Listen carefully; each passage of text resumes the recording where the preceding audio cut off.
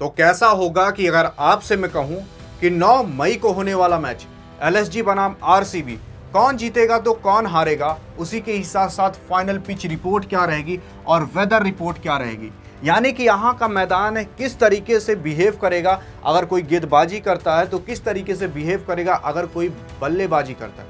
आज ही आप डिसाइड करके खुद बताओगे कि भाई ये मैच काफ़ी आसानी से आरसीबी जीत लेगी या एलएसजी जीत लेगी, क्योंकि यहाँ पर जो दोनों टीमें हैं, मैच जीतना काफ़ी आवश्यक है। जो कि अगर हम आरसीबी की बात करें तो आरसीबी जो है अगर एक मैच जीतेगी तो सेमीफाइनल के अंदर अपना जो पत्ते पर टिकट है उसको पक्का कर लेगी, और वहीं पर एलएसजी के पास जितने मैच हैं वो सभी के सभी जीतने, तब जाकर उसको टिकट मिल पाएगी सेमीफाइनल के लिए। लेकिन आइए अब जानते हैं कि भाई एट द एंड कौन जीतेगा तो कौन हारेगा। अभी आप खुद डिसाइड करके बताओगे कि ये मैच को भाई ये टीम जीत सकती है, क्योंकि यहाँ का मैदान ही कुछ इस तरीके से, क्योंकि ये जो मैच होने वाला है ये मैच कहीं और नहीं बल्कि होने वाला है ये इकाना स्टेडियम के अंदर। अब ये जो इकाना स्टेडियम है, ये जितनी भी सारी डिटेल लिखी है, घबराओ मत, मैं भी आपको सिंपल और सरल भाषा में बता दूंगा। क्योंकि इकाना स्टेडियम एकमात्र ऐसा स्टेडियम माना जाता है इंडिया के अंदर जहां पर जो गेंद है वो बल्लेबाज को समझ ही नहीं आती, जिसकी वजह से इकाना स्टेडियम के अंदर अभी तक जितने भी मैच हो रखे हैं, जितने भी 17-18 मैच जो भी हो रखे होंगे, यहाँ पर हाईएस्ट स्कोर बनते ही नहीं है। तो यहाँ पर आप कितनी भी बड़ी टीम को ले आओ तो हाईएस्ट स्कोर बनने का तो नाम ही नहीं लेता है। आखिर क्यों, सवाल तो ये उठता है। और कितने कम स्कोर बन सकते हैं, उसमें भी यहाँ पर टीम जो रहती है वो आसानी से जीत जाती है। इसका सबसे बड़ा रहस्य ये है कि जो इकाना स्टेडियम है ना, यहाँ की जो पिच है, अगर उसके बारे में बात करें तो यहाँ की पिच जो है वो धीमी गति की है।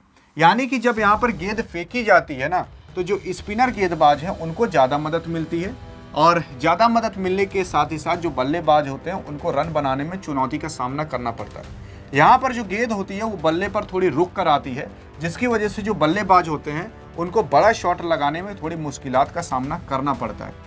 अब इस चीज़ को ध्यान से समझो, अगर यहाँ पर कोई बल्लेबाजी कर रहा है और कोई गेंद फेंका और बल्ले पर वो गेंद थोड़ी रुक कर आई, तो सिंपल सी बात है जो बैट्समैन रहेगा वो बल्ला पहले चला देगा, और अगर वो बल्ला पहले चला देता है तो गेंद जो है वो डायरेक्ट आकर स्टंप के अंदर घुस जाती है, जिसकी वजह से जो बैट्समैन रहता है वो समझ ही नहीं पाता, यार मैंने तो सही टाइम पर ही बल्ला चलाया था लेकिन ये बॉल आई क्यों नहीं बैट पर। बॉल इसीलिए नहीं आती क्योंकि उसको पता नहीं रहता कि इकाना स्टेडियम पर जो गेंद है वो थोड़ी रुक कर आती है। अब अगर गेंद रुक कर आई तो सिंपल सी बात है, अगर फास्टर गेंदबाज फेंक रहा है तो गेंद थोड़ी रुक कर जाएगी, यानी कि उसकी गेंद ऑटोमेटिक स्लो हो जाएगी और जो बैट्समैन रहेगा उसको आसानी से खेल लेगा। लेकिन अगर स्पिनर गेंदबाज की बात करें तो वो तो पहले से ही स्लो फेंकता है, उस पर अगर और स्लो हो गई तो आप कितना ही जोर लगाकर मारोगे भी तो जो बाउंड्री होती है वहाँ पर आप कैच आउट हो जाओगे। और अगर आप बल्ला चला भी देते हो तो भाई क्या पता पहले आप बल्ला चला दो और जो बॉल है वो स्टंप के अंदर ही घुस जाए। तो यहाँ पर सबसे ज़्यादा जो मदद मिलती है वो मदद मिलती है स्पिनर गेंदबाजों को। तो अगर आपको फेंकना ही है किसी के ऊपर पासा तो स्पिनर गेंदबाज के ऊपर फेंक सकते हो। ये बोनस पॉइंट मैंने आपको बता दिया। इसके बाद अगर बात करें, इस इकाना स्टेडियम में अभी तक टोटल 17 आईपीएल मैचेस खेले जा चुके हैं, और अगर यहाँ पर जो पहले बल्लेबाजी करने वाली टीम है उसने टोटल 8 मुकाबले जीते हैं, तो सेकंड जो चेस करने वाली टीम है उसने टोटल 7 मुकाबले जीत कर रखे हैं। तो अगर कोई टॉस जीतता है तो सिंपल सी बात है, वो अगर पहले बल्लेबाजी करने का फैसला करे तो उसके जीतने के चांसेस ज़्यादा बढ़ जाते हैं, क्योंकि यही इतिहास इस मैदान का कहता है। अब आइए कुछ आंकड़ों पर हम इकाना स्टेडियम पर नज़र मार लेते हैं। यहाँ पर अभी तक टोटल 17 मैचेस हो रखे हैं, ये 16 गलत हो गया है, 17 मैचेस हो रखे हैं, जिसमें से 8 मैचेस आपकी जो पहले बल्लेबाजी करने वाली टीम है उसने जीते हैं, 7 मैचेस जो सेकंड, और बाकी अगर कुछ मैचेस बच गए, क्या पता वो किसी अन्य कारणवश वो रद्द हो चुके हों बारिश की वजह से। अगर हम यहाँ पर बात करें औसत स्कोर कितना बन सकता है, तो औसत स्कोर जान जाओ बहुत ज़्यादा नहीं है, 151 ही है। यानी कि यहाँ पर अगर आरसीबी या फिर एलएसजी पहले बैटिंग करती है तो यही 150 से 170 180 के बीच, इससे ज़्यादा यहाँ पर रन नहीं जाता। और अगर हम दूसरी पारी की औसत स्कोर की बात कर लें तो 145 है।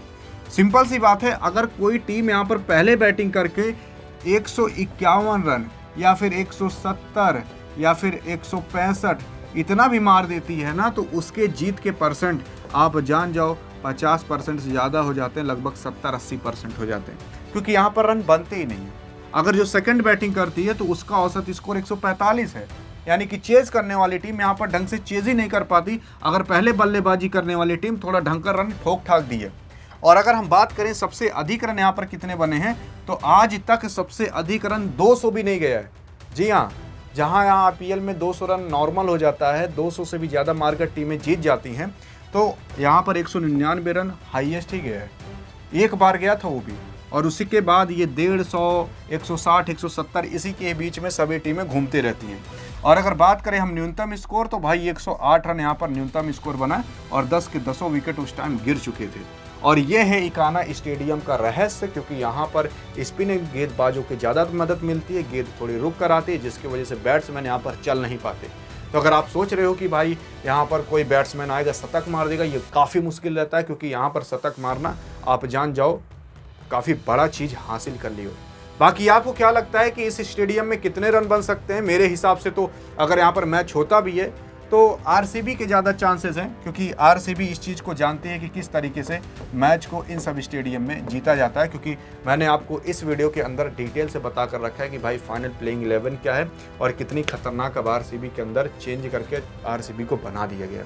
बाकी इस वीडियो पर जाकर आप देख सकते हो, काफ़ी सारी नई इन्फॉर्मेशन मिलेंगे इस वीडियो में। तब तक के लिए जय हिंद और जय भारत।